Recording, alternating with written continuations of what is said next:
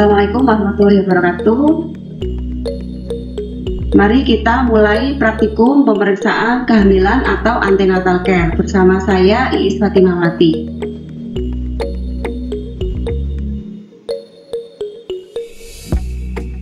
Dalam pemeriksaan kehamilan atau ANC, sebelumnya kita lakukan persiapan alat.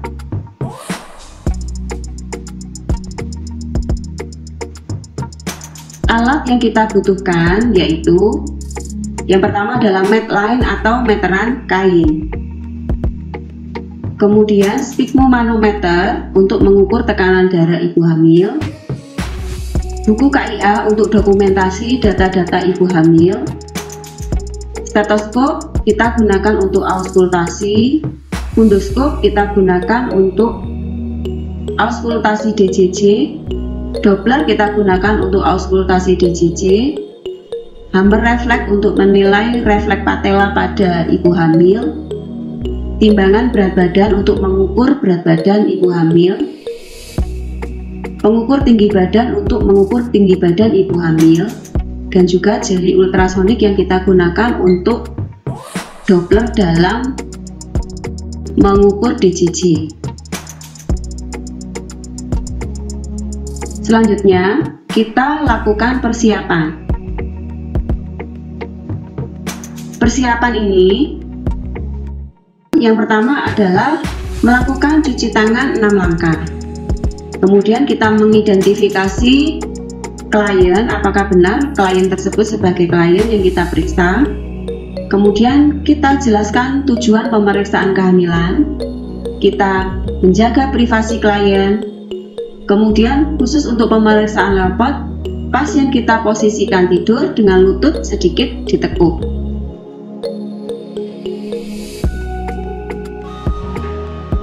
Untuk selanjutnya, kita melakukan sesuai prosedur. Prosedur yang pertama adalah kita lakukan pemeriksaan keadaan umum pasien. Ini meliputi kesadaran pasien, apakah kompos mentis atau tidak. Kemudian, kita lakukan anamnesis atau wawancara pada pasien untuk mendapatkan data-data identitas pasien dan juga data-data untuk mengetahui keadaan ibu hamil beserta resiko-resiko atau faktor resiko yang dimiliki oleh ibu hamil tersebut. Kemudian kita lanjutkan pemeriksaan tanda-tanda vital yang meliputi tekanan darah, respirasi, nadi, dan suhu. Kemudian kita lanjut mengukur berat badan pasien. Apakah pasien tersebut dalam kondisi berat badannya normal atau obesitas atau bahkan kurang energi kronis atau KEK. Kemudian kita ukur tinggi badan ibu hamil. Apakah tinggi badannya dalam kategori normal atau tidak. Seharusnya secara normal tinggi badan ibu lebih dari 145 cm. Kalau kurang dari 145 cm, ibu hamil tersebut beresiko CPD atau panggul sempit. Kemudian kita lanjutkan untuk mengukur lila atau lingkar lengan atas pada tangan yang tidak dominan. Nah, lila ini untuk mengetahui status gizi ibu hamil juga. Apakah status gizinya baik atau kurang atau lebih.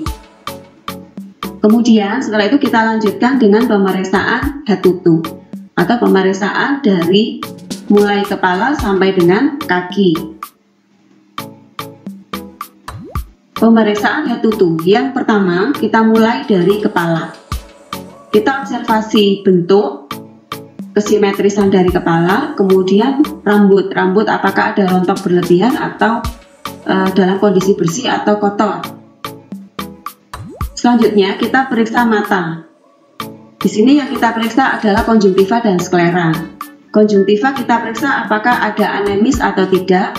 Pada sklera kita periksa apakah normal ataukah jaundice atau kekuningan pada mata. Kemudian kita lanjutkan pemeriksaan hidung. Kita observasi apakah ada massa. Kemudian fungsi pembauan pasien apakah normal atau tidak, ataukah berlebih, misalnya pada ibu hiperemesis. Kemudian kita lanjutkan pemeriksaan gigi dan mulut. Gigi pasien apakah terdapat karies atau gigi berlubang? Pada mulut pasien apakah kering atau lembab? Kemudian kita lanjutkan pemeriksaan telinga, apakah ada massa, apakah ada nyeri, apakah ada tanda infeksi pada telinga. Kemudian kita lanjutkan pemeriksaan pada leher, apakah ada pembesaran pada kelenjar tiroid. Kemudian kita lanjutkan untuk pemeriksaan jantung dan paru. Kita auskultasi suara jantung dan suara paru. Apakah ada ketidaknormalan? Kemudian kita lanjutkan pemeriksaan payudara yang meliputi payudara, areola mame, dan puting. Nah, apakah ada massa pada payudara? Apakah ada hiperpigmentasi pada areola? Kemudian puting susu apakah menonjol atau tenggelam? Termasuk juga dari faktor kebersihan dari payudara. Kita lanjutkan pemeriksaan abdomen. Di sini kita inspeksi dulu abdomen, apakah ada linea nigra atau garis kehitaman di bawah umbilikus berupa garis vertikal kehitaman. Kemudian apakah ada striae gravidarum berupa garis-garis putih halus yang menyebar di sekitar abdomen. Kemudian apakah ada sikatrik atau luka parut bekas operasi sesar atau operasi yang lain pada abdomen. Kemudian kita lanjutkan pemeriksaan Leopard. Untuk selanjutnya kita lakukan pemeriksaan Leopard 1-4. Kita gunakan sarung tangan. Kita persiapkan alat dalam satu tempat. Alat-alat yang kita gunakan yaitu fundoskop, medline, sphygmomanometer, stetoskop, Doppler, hammer refleks, ukuran tinggi badan, timbangan berat badan, jeli ultrasonik, dan termometer. Kemudian selanjutnya kita lakukan pemeriksaan Leopard. Sebelumnya kita jelaskan pada ibu tujuan pemeriksaan, kemudian kita jaga privasi, kita bebaskan area pemeriksaan, kita posisikan ibu dalam posisi tidur, semivolar, dan lutut sedikit ditekuk. Kemudian kita mulai Leopard 1. Kita palpasi dari perut bagian bawah sampai dengan fundus uteri. Kemudian kita ukur menggunakan medline lurus melalui umbilikus sampai dengan simfisis pubis. Nah, nanti kita temukan berapa senti tinggi fundus uteri ibu. Kemudian kita catat berapa TFU ibu pada buku KIA. Kemudian selanjutnya kita lakukan Leopard 2, yaitu untuk mengetahui bagian janin di perut ibu bagian kanan atau kiri. Dengan cara kita palpasi perut ibu bagian kanan dan kiri secara bergantian. Kita palpasi. Nah, ini nanti puka atau puki, punggung kanan atau punggung kiri. Nah, karakteristik punggung adalah keras dan memanjang. Nah, setelah kita tentukan punggungnya tadi di sebelah mana, nah, misalnya di area punggung kanan, nah, puka berarti. Nah, disitulah menjadi area untuk penghitungan BJJ, detak jantung janin. Nah, di segmen perut bagian bawah kanan atau kiri kita menggunakan alat ya yang sederhana, biasanya itu adalah fundoskop. Kita gunakan kita letakkan fundoskop di segmen perut bagian bawah kanan atau kiri sesuai hasil palpasi kita tadi. Kemudian kita dengarkan, tangan kiri kita memegang nadi ibu, tangan kanan memegang uji yang ada detikannya. Kita hitung 3 kali 5 detik. Kemudian yang kedua bisa menggunakan alat Doppler. Ini yang paling sering digunakan ya. Nanti ibu juga bisa mendengarkan DJJ dari janinnya. Kita menggunakan jeli ultrasonik yang kita letakkan di area puka atau puki tadi.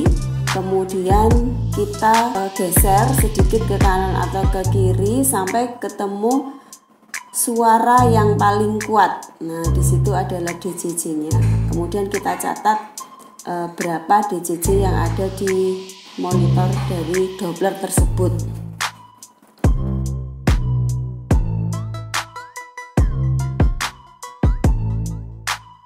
Kemudian kita lanjut dengan Leopard 3, yaitu untuk menentukan posisi terbawah atau presentasi janin.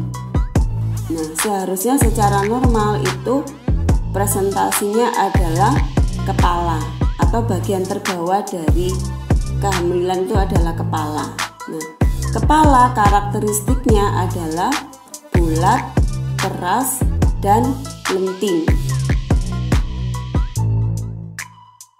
Kemudian kita lanjutkan ke Leopard 4. Kita akan menentukan sejauh mana bagian terendah dari janin ini masuk ke dalam PAP atau pintu atas panggul. Nah, apakah sebagian kecil telah masuk ke PAP atau sudah sejajar, atau sudah sebagian besar dari bagian terendah janin sudah masuk ke dalam PAP.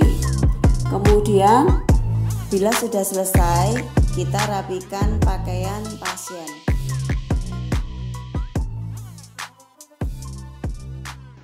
Kemudian setelah pemeriksaan Leopard, kita lanjutkan pemeriksaan perineum. Di sini kita observasi apakah ada keputihan, apakah ada perdarahan, apakah ada hemoroid, apakah ada varises, apakah ada massa di perineum ibu tersebut. Kemudian kita lanjutkan pemeriksaan pada kaki. Apakah kaki ibu ada edema? Kita tekan punggung kaki ibu dan juga di sekitar mata kaki kita tekan. Nah, di situ akan terlihat dengan jelas ibu edema atau tidak.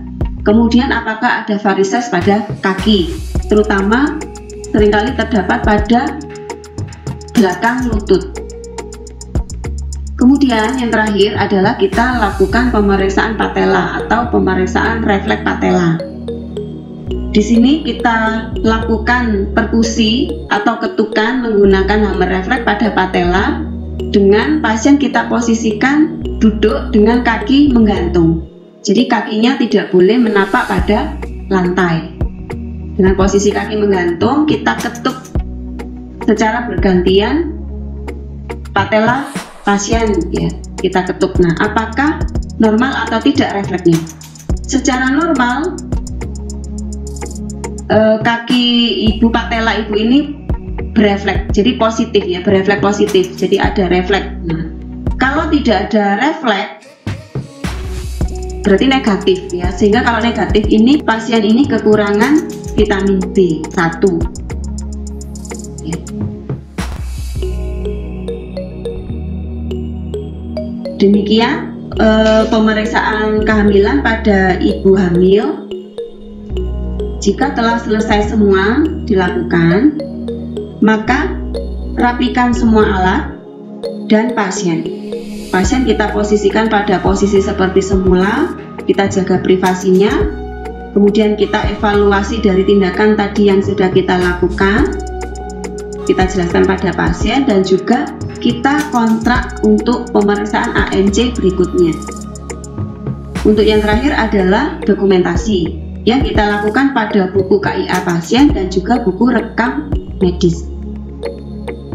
Demikian praktikum pemeriksaan kehamilan pada hari ini.